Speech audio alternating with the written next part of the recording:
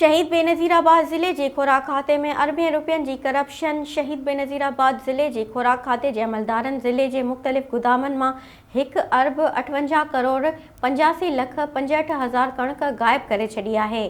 खुराक खाते शहीद बेनज़ीराबाद जे ज़िले फूड कंट्रोलर मोहम्मद मुनव्वर आराई जो चवणु हो त 2021 ऐं 22 दौरान फूड खाते जी फूड इंस्पेक्टरनि पारां अरबें रुपयनि जूं बोरियूं ॼाणी वाणी गायब कयूं वयूं आहिनि, जिन में सभ खां वधीक Ghulam Ali bird food centre मजीद कीरियो जे फूड इंस्पेक्टर ख़ासकेली जो चवणु हो त फूड सेंटर मजीद कीरियो मां 1 अरब 36 करोड़ रुपयनि जी कणक जूं 1,36,000 बोरियूं गायब थी वयूं आहिनि, जॾहिं त बचलपुर जे ॿियनि सेंटरनि में 3,900 बोरियूं गायब आहिनि, जॾहिं त बर्ड फूड सेंटर मजीद कीरियो में 915 बोरियूं गायब आहिनि।